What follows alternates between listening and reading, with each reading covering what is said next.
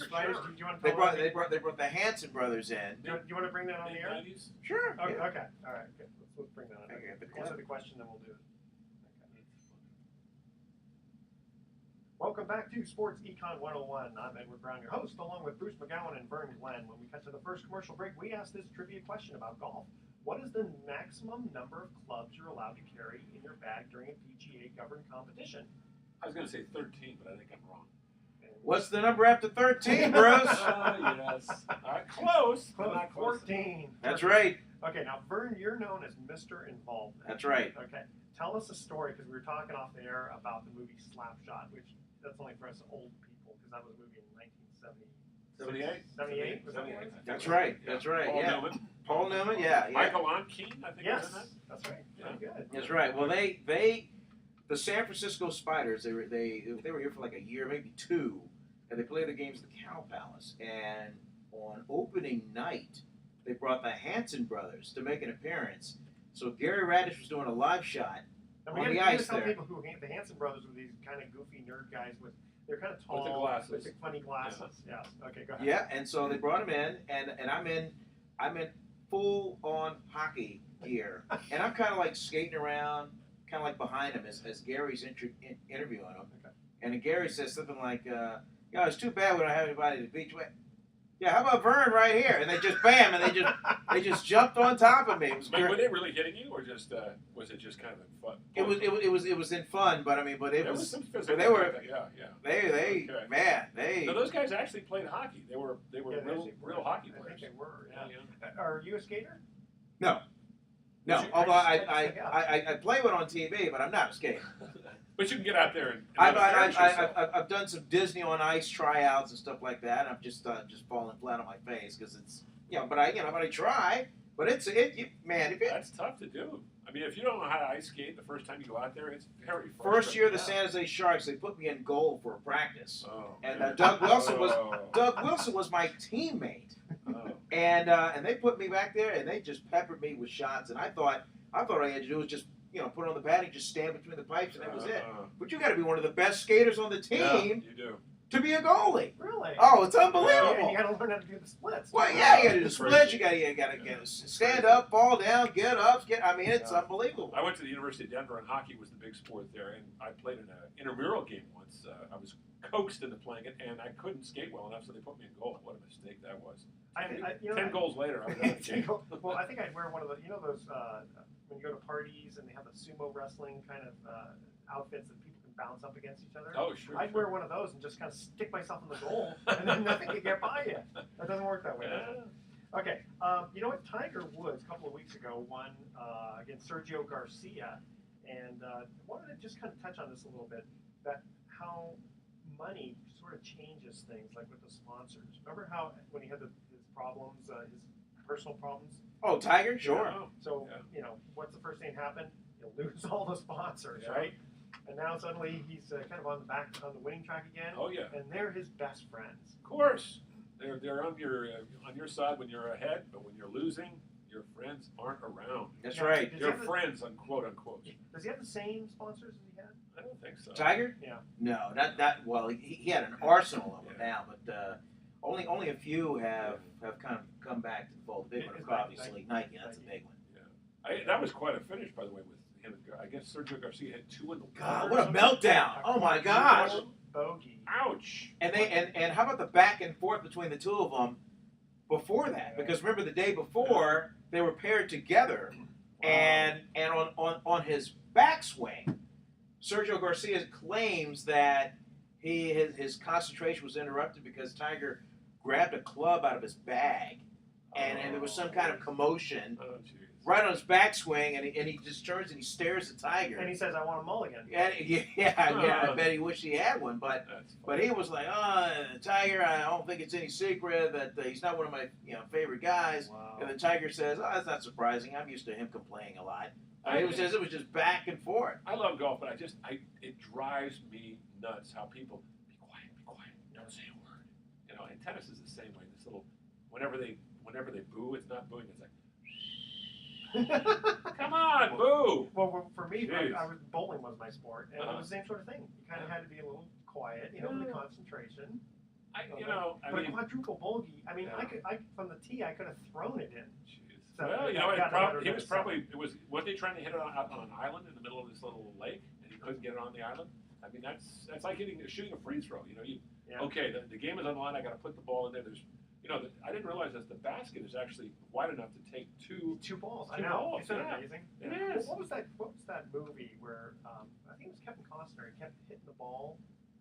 Tin Cup. Tin Cup. Tin Cup. Oh yeah. Okay, move on to something here. Okay, women competing against men in sports. Now, we were talking about a few weeks ago about Brittany Griner. She's one of the few people who can dunk. A few women who can dunk. Is she going to actually try out for the NBA? No, she can't. No, she can't. The problem is she's an inside player. She's a post-up player. But you look at her, she's about 6'8" and weighs about 210 pounds. She'd get killed. Yeah, you take your smartphone, you turn it sideways. That's Brittany Griner. She's great against women because they're not. I mean, she's got great finesse and she's very athletic. But you put her up against the average inside player in the NBA is 6'9", about 240. She didn't have a prayer. Just eat her alive. They would eat her alive. See, that's the thing. You're talking about team sports. Yeah. Right. Now, potentially in football, there was a coach who said that former Packers vice president Andrew Brandt had said that a woman's place might be in the kitchen. No, a woman might have a place in football as like a place kicker. As a place, and there have been some in high school. There have been some, I think, even in college. As a matter of fact, we mentioned basketball. Ann Myers, who was married to Don Drysdale, actually played in a couple of exhibition games. And, she was 5'8", about 150 pounds, and she just got hammered. The guys weren't going to hold back against her, and she didn't want them to. And she realized that this is not, and no knock to women, because the women athletes are great, but you put them up in a physical sport against the men, and even if they're behemoths, they're going to get knocked in their keister. Baseball, a knuckleball pitcher, possibly. Well, there's that gal that pitches for the Hawaiian semi-pro minor league team that came here to San Rafael. The knuckleballer. The knuckleball princess. That she beat. I don't know if she beat San Rafael, but she pitched pretty well. She pitched pretty well. Yeah. So there was one sport though. This lady last name Kulik, who became the first woman to win a PBA Tour event with a victory, and this was Tournament of Champions in 2010. So, here was a woman competing with a bunch of men, and she ended up winning that tournament. Well, I mean, it happens. There are, a great one was Babe Didrikson Zaharias. George Zaharias was a great late 1950s. Yeah, but tennis, golf, track and field. She was like the Jim Thorpe of Jim Thorpe, time. And she could do it all. Again, another tragic story. Died young, cancer, in her 40s. Now I remember the Bobby Riggs, Billie Jean King thing. Oh, 1973. I love that. But Sugar Daddy. Okay, hold on. The thing that upset me though, there are two things. One, Bobby was about 180 years old at the time. He was 58. Okay, well, close enough. All right. And the thing is, she played on the singles court part. The Virginia Slims tour. Yeah. No, what I mean is that, how there's doubles and singles. Mm-hmm. They shortened the court singles part for her. But excuse me, I'm sorry. Yeah, I mean, basically, he had to hit her singles part. That was his choice, though. He said, remember, Edward? I remember. I mean, he called her out. I mean, he was an a-hole. Why don't you? I mean, he was really. He was trying to sell tickets. Sure, he was. And he was trying to boost up ratings. But boy, he called her out. He was a hustler. But why not make it even? Well, it was his choice. I know. It was his choice. Billie Jean King was at her peak, and he was an old guy who had hustled his way to stardom, and I mean that was his moment of glory, and he blew it. Well, he beat Margaret Court. Yes, he beat Margaret Court. That was the idea. He beat her, and she was a great player. But he probably got in her head. He was the kind of a guy who would get in your head. Yeah. Trick shots and little smirks across the net.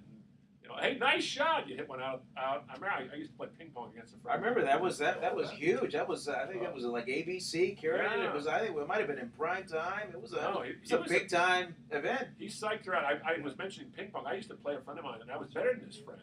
And he'd always beat me because he would just get to me by saying little things like "nice shot." I said, "What do you mean nice shot? I hit it out." No, I mean it was a nice shot. No, it wasn't a nice shot. Shut up. Well, who was it? Who Latka? Remember? Didn't he want to do wrestling? And he went in against women. Oh, and then Jerry Lawler called him out. Yeah. You You remember that? I do remember I that. don't remember that one. I do remember that one. They Yeah. did the movie and Jim Carrey played it. Yes. Yeah, they definitely did that That one. was crazy. Okay. Some guys are nuts. All right. So thinking about some of these players here. Okay. What about old time players against new time players? What I mean by that is a guy like Babe Ruth probably could still play in today's game, baseball. Oh, you're talking about guys in the prime back and say like, Exactly. could they play today? Oh, sure. Oh, you go on and on. Baseball, yeah. But like basketball, I think so. I don't think a guy even like Bob Cousy, who was probably the best in the '50s, I don't think he'd be able to do anything. You know, the He's thing is, short. you have to remember the way the game was played in the 50s, especially in the 60s and 70s. There was a lot more finesse involved. Now it's a lot more physical. I think the guys playing in the 60s and 70s would have the advantage of playing. You know, the guys today can get away with just a lot of one-on-one stuff and just pure athleticism. Sure. That's what makes the Warriors intriguing to me. Not to get off on a sidetrack about the Warriors again, but they are the kind of a team, and the Spurs, that play the game the right way. And they're the good teams. I think the really good teams have to play that way. But if you look back, I think Wilt could play today. Oh, Will Oh, could. good. Will I think could. Wilt is prime. How about Pistol Russell Pete could play? Maravich. Yeah, Russell could Pistol play. Pete Maravich. Pete Oh, Maravich. yeah. Rick Barry could play. Oh, yeah. Yeah. Oscar Robertson, Yeah. Barry Yeah, West, Oscar Robertson, Elgin yeah. Baylor, all those guys. Yeah. Then also now you look at football, and some of those guys, you know, have a hard time, again, competing against these guys who weigh 280 pounds. Okay, Gail we're- Sayers could play. Yeah, Gil I think Sayers, I think yeah. offensive line and defensive line. Jim they'd Brown? They'd have to bulk up a Yeah, little you bit. would. They Okay, probably would. hey guys, we're going to go to our second commercial break. Here's the trivia Edward question. Brown could play. Edward Brown, yeah. I've heard that name somewhere. Hey, I can play tiddlywinks against the best of them. Okay, what is it called? This is golf, remember. What is it called if you shoot 2 over par for a hole? The first 3 callers, the correct answer, are going to win a free 3-day 2-night stay at the Lighthouse Resort. Their website is lighthouse4fun.com. Call 888-660-4495. What's that number again? 888-660-4495. to answer this question. What is it called if you shoot 2 over par for a hole? Again, 888-660-4495. I do that all the time. Yeah. Actually, that's one of my better. That's your better days, yeah. Make sure to include your name, your email address, speak slowly, spell out your email one letter at a time. Don't touch that dial because we're Sports Econ 101 will be right back. Okay, good. We're almost done here. Here you go, man. You guys crack me up. Okay, so what are you looking at here?